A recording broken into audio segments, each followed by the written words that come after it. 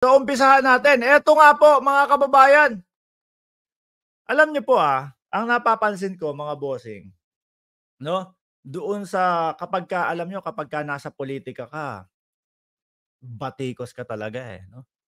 Kung napapansin po natin yung mga unang first lady, yung mga dating first lady, medyo maingat po sa mga pagsasalita po 'yan mga boss, 'no? Yung kailangan pipiliin nilang maigi kung ano yung mga sasabihin at ibubuka ng kanilang bibig. Mga kababayan, para hindi po sila mabatikos o para walang masabi sa kanila ang taong bayan.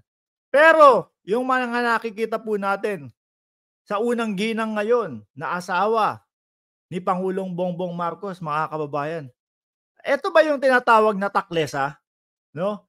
Kahit ano yung kanyang sabihin wala siyang pakialam. Hindi niya iniisip kung ano ang sabihin ng taong bayan sa kanya. 'Pag sinabi niya na ganito, ganyan talaga 'yan. Ano, hindi yung tipo bang walang pag-iingat. At isa po 'yun mga bossing, ang indikasyon na talagang matalino, 'no, ang ating first lady. Eh, kung ano-ano pa din po ang batiko sa kanya, mga kababayan. Bakit ho?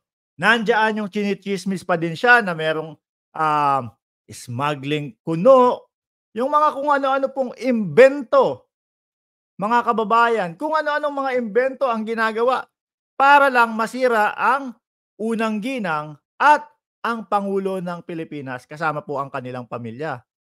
Ano ho, wala silang patid, Kumbaga mga bossing kahit ano na lang ang iba 'to, basta kailangan masira natin itong mga tao na 'to. Eh, kaso po mga kababayan, sabi ni Mark, Perges, the unbothered First Lady Lisa Marcos. Pati nga po yung sinasabi nila, naku, under desaya ang ating pangulo. Ang ating pangulo ay takot sa First Lady. Ang First Lady ang nagpapatakbo ng bansang Pilipinas. Hmm? Mga tsismis po na walang mga katotohanan. Sabi nga ng First Lady, kung ako ang nagpapatakbo at kung under desaya si PBBM, di sana hindi ko sinusunod yung kanyang mga sinasabi, 'di ho ba? Kahit po yung pagiging under desaya ginagawan nila ng issue na hindi naman po totoo mga kababayan. Pero ang katotohanan po, yung mga ganito, mga bossing na pagkilos ng First Lady, hindi nila ibinabalita at hindi nila ipinapakita po mga bossing. O ayan, ano po ba yan? O banda ng ilalim natin.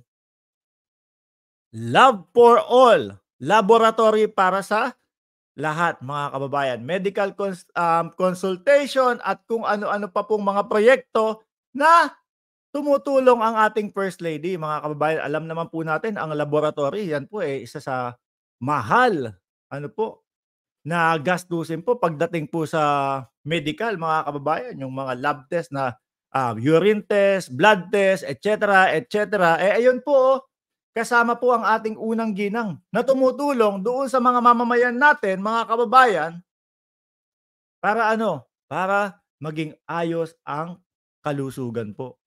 Tapos ano ang ginagawa nitong mga ito? Ano ang ginagawa nila Maharlika? Ano ang ginagawa doon sa libro ni Vic Rodriguez?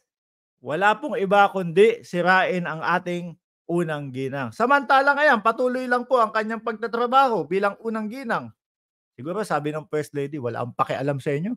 Kahit ano-ano ang sabihin ninyo, laban sa akin, ang importante, ako eto, patuloy akong, oh, tumutulong sa mamamayang Pilipino.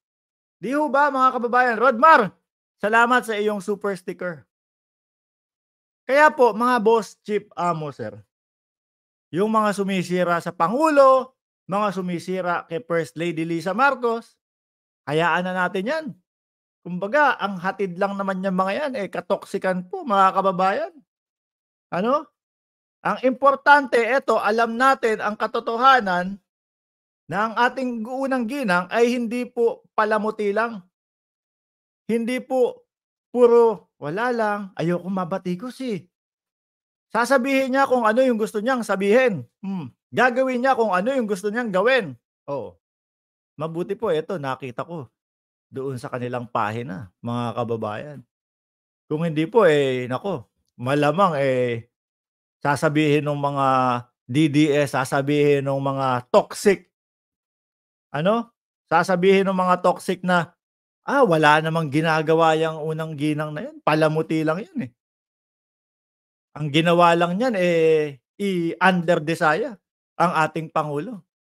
Saklawin ang kapangyarihan ng ating pangulo ng hindi naman po totoo, mga bossing. Ano po, alam niyo ang unang ginang napakasimple, 'no? Biruin mo, yung mga kagaya ni Maharlika, yung mga kagaya nung mga ibang tao, nakakapasok sa loob ng bahay niya. Nagulat nga ako dun, eh, sabi ko, "Ha?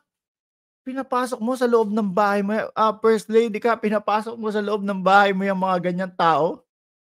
Yun po, mga kababayan, isa sa indikasyon ng kababaang loob at hindi namimili po, 'no? Kailangan ang papasok lang dito sa aking bahay ay yung mga mayayaman, yung mga may class lang.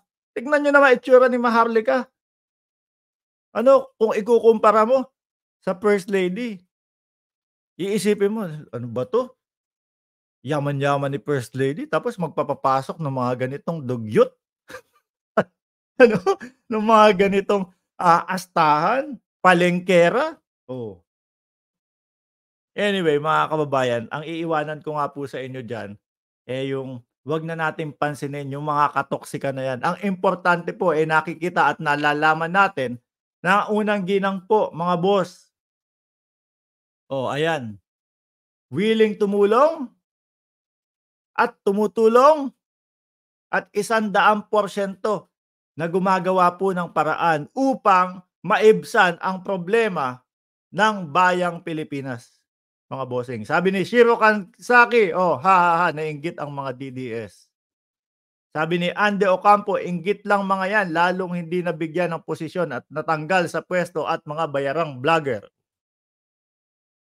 First time sa live, Opelia, but always watching po sa mga vlog nyo. Continue your vlog, your good vlog. Salamat po, Ma'am Opelia. Anyway, dumako tayo mga bossing sa susunod po nating topic. Ang susunod po, eto, mukhang gusto pa yatang kasuhan nung kampo ni Kibuloy. Ano, sila Abalos. Ibang klase din itong mga ito, mga kababayan. Talagang doon sa mga pananalita, gustong mga sabihin nila, eh, gustong baliktarin po ang gobyerno ng Pilipinas, na ang gobyerno ng Pilipinas ang gumagawa ng mga kalokohan, na ang mga nakatalaga o ang mga cabinet secretary